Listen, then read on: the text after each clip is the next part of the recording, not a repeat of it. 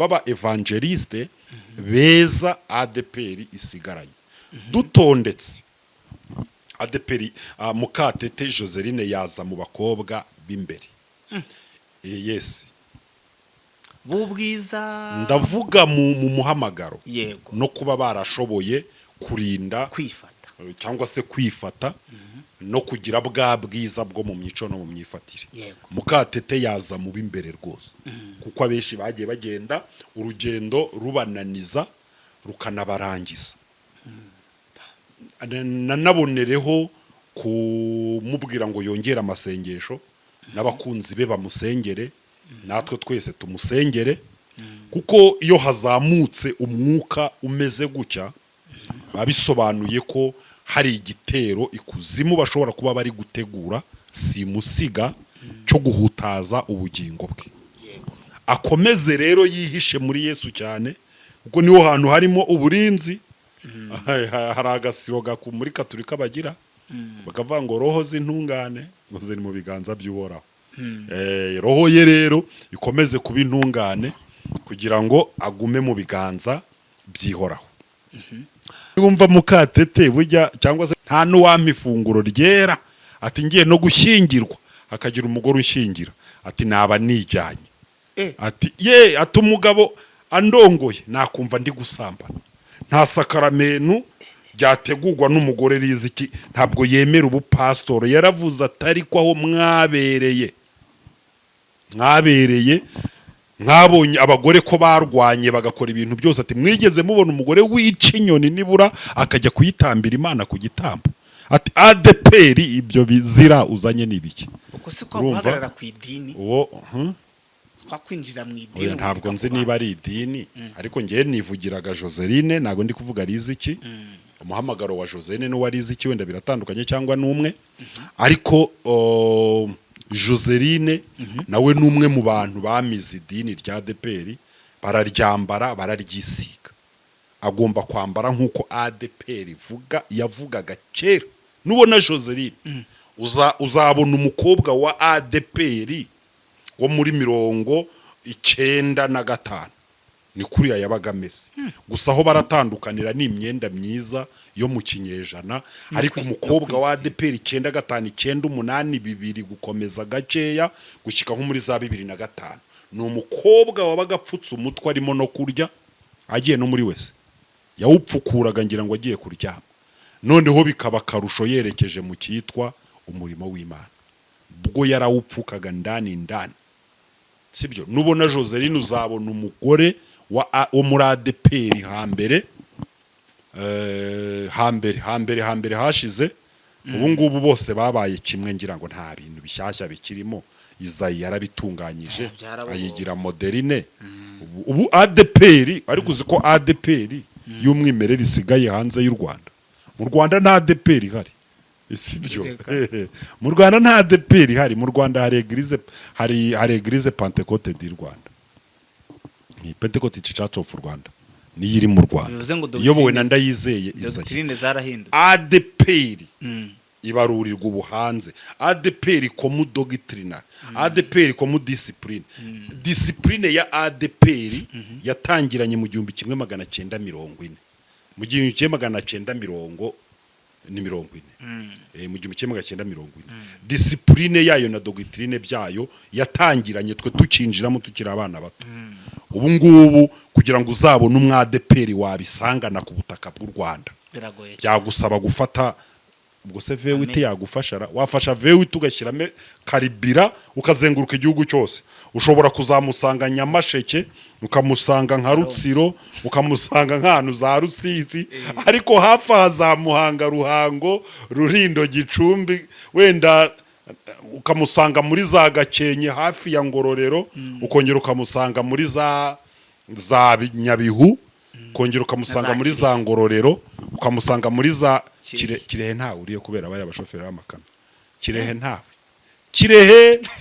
Kirehe Gatsibo Nyagatare ntawe uriyo. Sibyo katureba uturere 30 umwadeperi wamusanga muri Rutsiro. Muri Rutsiro wamusangayo. ukongera ukamusanga muri Nyabihu, ugakata ukamusanga muri Ngororero, ukazamuka ukongera ukamushakira muri Rusizi, ukamushakira muri Karongi, ukongera ukamushakira muri Nyamagabe, urumva, ukamushakira muri Gisagara, urumva, ukamusakira muri Nyaruguru. Huye ntago wapfa kumubona, Nyanza ntiwapfa kumubona, Ruhango ntiwapfa kumubona, Muhanga ntiwapfa kumubona. Ariko Muhanga nawe urishobora kubona hari umumama unzi w'umumama pasiteri wajyaga acumbikira, waracicaye mu ifute ya ADPR nyine bazahinduka, ariko we ntazahinduka. Mama pasiteri ndi kumubona hariya Ruvumera, we ntabwo arakaze cyane nyine, aracyari azarinda ava ibugurugunza akiringaki. Muri Kamonyi biragoye, umujyi wa Kigali reka ngusimbuke, urumva ntacyo ubwirwa unajya kure utwo turere dusigaye. Sindigwa njya na Rwamagana, sindigwa njya na Kayonza na Ngoma, ntabwo ndigwa njya na Gatsibo, sindigwa njya na Nyagatare, ntabwo ndigwa nzi Rurindo, sindigwa njya mu Gakenke ndashakira, umanutse Musanze hasi n'ahantu bita za Mataba niho ndi buje gushakira. Ubundi sindigwa njya i Musanze, sindigwa njya i Burera, ndaza gushakira muri za Kivuye iyo hirya mu duce dutoya. Noneho wenda Burera naho ntihabura imbuto. So navugaga iki rero, ariko abadepero muri ibyo bice mu mbabarire, navugaga iki rero, navugaga ko Joseline ni umwe mu bantu barinze imbuto ADPR yababibyemo b'abakobwa. Abakobwa barahindutse my friend, ariko uyu munsi Joseline ni umwe mu bantu dushobora gufata b'abakobwa tukamwerekana, tukavuga tuti ni murebe umukobwa muri ADPR ukuntu kera yabaga ameze. Murabona ko yageze muri 2023 akisiga amavuta meza, akagura imyenda myiza, akambara neza, ariko mu by'ukuri atagize gute, atahindutse. Sibyo, atahindutse. Ni nayo mpamvu wenda n'uwatekereje kuvuga ko atwite yabonye ari ikintu cyaba kimeze nk'igitangaza cyashikura abantu wenda bakaza kumva ikiganiro cye, ariko azagira igihe atwite yashatse. Okay, akutwita nyine turanabimwifuriza, ni umwe mu migisha Imana itanga, ariko mbere yuko atwita Kamemu hari ikindi tumusabira gikwiriye kubanza kumubaho, cyitwa kubanza kubona umugabo. Ubwo rero Joseline Mukatete tunanenga abasore bo muri ADPR. Kari abakobwa bavuga ko abasore bo muri ADPR nta yereko bagira.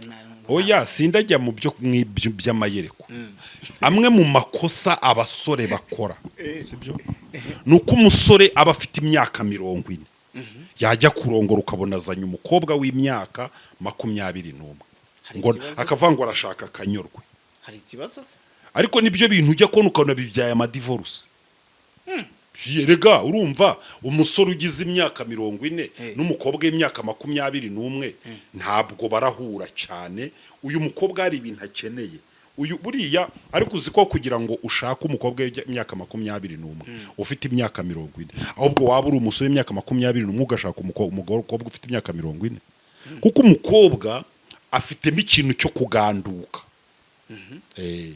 Kuganduka, yego, kugandukira umugabo, ntabwo yakubona nk'umwana, akubona nk'umugabo. Yego, ariko kugira ngo umukobwa w'imyaka 21 azazamure mindset ye ishobore kwakira ibitekerezo by'umugabo w'imyaka 40 mu rugo, umugabo warangije adolescence yose, umugabo warangije twadufuti n'udukoryo twose, umugabo urimo kubaka agakwiriye kuba ibitekerezo bye byageze mu kwishyurira abana segonderi, umukobwa akamusubiza mu gukomba inkono ari babiri mu rugo, gukomba inkono. Ntabwo ibyo bintu bipfa gukunda. Ujya kubona ukabona umukobwa atangiye kwibyoza, akavuga ngo iyo mbimenya ngo nibiki. Abantu banahuye n'ibyo bibazo tubihanganisha. Noneho umusore ukajya kubona ukabona arongoye umukobwa uri munsi cyane, kandi hari abakobwa bakuru sibyo bageze igihe cyo gushaka afite imyaka 25 28 30 kandi nawe uri umusore ufite 35 40 sibyo ibi ni ibibazo ni umwuka wa kidayimoni ni umwuka wa gishitani uri mu itorero ukorosinga mu bahungu ndagira ngo ni umwuka wa kidayimoni ukorera mu itorero ukorosinga mu bahungu ufata abahungu ukabambura gushaka bakajya barara bikinisha abandi bakajya gusambana bakabyatura kugeza ubwo bakura noneho bamara gutangira gutekereza gushaka wa mwuka ukabohereza mu bakobwa b'imigirigiri bakiri batoya noneho ba bakobwa babo bagombaga kurongora babashyikira mu myaka bakahabasiga ba bakobwa bakahasazira ibi nibyo ubona bishobora kuba kuri ba Mukatete bikaba ku bakobwa nka Bariziki bikaba no kubana suko ari babi suko badakijijwe ahubwo satani aba yarabonye nta kintu aba bakobwa bari kumumarira sibyo agahitamo rero kujya kwataka abasore bazabarongora akabajijisha uko bashobora kuba barabenze cyane babenga cyane ntawe babenze nuwo babenze yari uwo kubengwa ntiyarashobotse erega nta neza umukobwa udashaka kubaka nta mukobwa udashaka kubaka ngo barahari bafite ibyo amahame n'ibyo bagenderaho by'umugabo bashaka bakanamushushanya oya umugabo bashaka nese reka nze nkubaze hari umugabo bashaka ntabwo ari umugabo wenda twavuga ngo barashaka umugabo ngo umeze nka Sina Gerard ufite amamodoka ngo barashaka rubangura nabo bazi ko yagize gucya arigendera sibyo ntabwo wavuga ngo barashaka Kabuga Feliciani yarapfuye sibyo ntabwo bashaka Myasiro yarapfuye ntabwo bashaka Rwigara Sina Paul w'umuhegwe yarapfuye sibyo kandi ushaka nkuko nyina yashatse agira gute buriya ngo agenda amaramazu icyo baba bakeneye umuntu bahuje imyizerere sibyo umwadeperi kandi bakaba bakeneye umuntu kunagaragara ko afite ibitekerezo nyine bashobora kubana bakubaka hari abantu rero bashobora no kuba babajyaho bakababenga hari ba basora avuga ati ngiye kujya kuri Mukatete nk'umukozi w'Imana ngiye kujya kuri Riziki nk'umuhanuzi haragira ngo se nk'umwandikirwaho amateka ibyo bintu rero Imana wenda ikanabibahishurira bakababwira tuya ni mugende ntago turagatobero aho kandi koko nibyo aho kugira ngo isarigomize ize kugukiniraho ngo yifotozanye nawe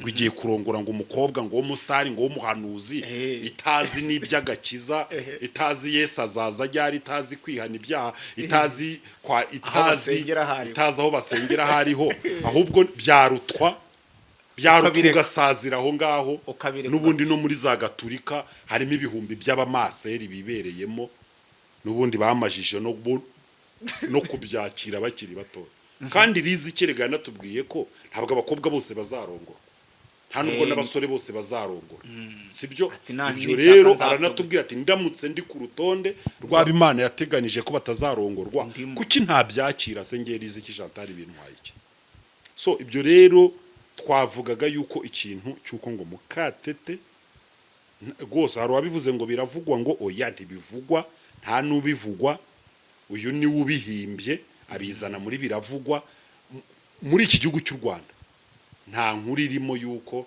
Mukatete ntatwite sibyo kandi dushingiye ku bihe byiza arimo by'umwuka wera izo nda z'indaro ntaza zatwite zigenda izo nda z'imburagihe Mukatete ntabwo ari wa mukobwa ukunda kugaragara muri iyi mihanda ngo byacitse ngo aje kugira gute Mukatete se wa mukobwa ukunda kugenda yimurika yerekana ibyo yakoze oya Mukatete ni wa muntu ukunda kuvuga Yesu ni wa muntu ukunda kwigisha ni wa muntu ukunda kubwira abantu ko bagomba kwihana bakizera Kristo umwami n'umukiza tukaba tunifuza mbese ni wa muvuga butumwa usigaye tuvuga ko atari yarangira ntabwo ararangira ntabwo ajyana ivuga butumwa ry'inda yo umwitegereje ntabwo usanga ivuga butumwa rye ari ryarindi ry'inda ntabwo yishyurwa ntabwo ari iry'inda ntabwo afite ubutumwa bw'inda bwa bundi bwo kuvuga ngo irazezuwaya iradesansoma zomene de tayi ntabwo ari muri zoderere oya wa muntu avuga ati tugeze ni wa wundi avuga ati ni wa wundi ukunda kuvuga ati murinzi we menyeshe igihe iwacu ni muhera byaremwe byose byiteguye impanda ye kavuga ati rero mukanguke mwitegure abatarakizwa mukizwe rwose pe igihe kirageze. Ubwo rero ndumva wenda sinzi niba hari ibindi wenda waba ufite kuri uyu mukobwa. Ibindi yari ifite nuko ahubwo uyu mukobwa Imana ndimo tumusengera Imana. O yarimo no kwaguka ejo bundi agiye muri Zambia. Muri Zambia hari amatorero yarangiye. Ari amatorero yavugagamo ubutumwa n'amatorero yarangiye habayeyo ikintu kimeze nka serwakira cy'amafaranga. Abapastor hari muri Zambia bapfa amafaranga. Hari amafaranga menshi cyane kubyo usanga mu rusengero batura $5,000 by'idolari. Barakubitanyira abapastor noneho abashaka kugira ngo barye kuri ayo mafaranga barabaca bamaje kubaca induri iravuga. Noneho rero ubu ngubu muri Zambia hari ikintu kimeze nk'inkubiri y'ikintu cyo guhamagara abavuga butumwa hirya no hino mu Rwanda kugira ngo nabitwa Babarakagira Pascal bagiye kwerekezayo, abitwa wa murimbyi we n'umugore baririmbaga muri ntuze ejo bundira muri Bekare na Beni na Chance nabo bagiye kwerekezayo na Barakagira Pascal n'abandi bagiye kwerekerayo. Ubu rero ni ahantu nyine bari kujya kuvuga ubutumwa ariko mu nyungu z'abantu. Ntabwo ari ubutumwa bwa Kristo, ntabwo bari guhamagarwa ngo baze babwire abantu bihane. Ahubwo ni nk'amarushanwa kubera kurumva iyo ikintu gicitsemo kabiri bamwe bagasohoka baravuga bati uyu yahamagaye Emi natwe reka duhamagare Sibomana, uyu yahamagaye Petero natwe reka duhamagare Yakobo, uyu yahamagaye Yohana reka duhamagare Pahuro, kugira ngo natwe abacu babone ko natwe dufite imbaraga. Niyo ntambara iri muri Zambia. Abari kujyayo rero ntabwo ari umurimo w'Imana ubajyanye, ni ukujya kurwana intambara z'abantu. Ariko kubera ko abantu bafite amasezerano kumva ngo bagiye hanze nyine ajyayo akurira iyo ndege bakamuha n'iryo turo akaza akaba yariguramo amakaroni n'umuceri iminsi ikicuma. Nuko biba byifashe. Rero iyi nkuru twari twabonye ya Mukatete Joseline kuri YouTube imwe tutari buvuge, yari inkuru y'igihuha barimo guhimba ko Joseline atwitinda ngo rwose igiye no kuba imvutsi. Twagira ngo tubahe amakuru rero atariho ivumbi, ntago Mukatete Joseline atwite. Abadukurikira mukore subscribe, mukore share na comment. Byishimo official, Gano Daily official, Umuco Media TV naho utaha. Bye bye.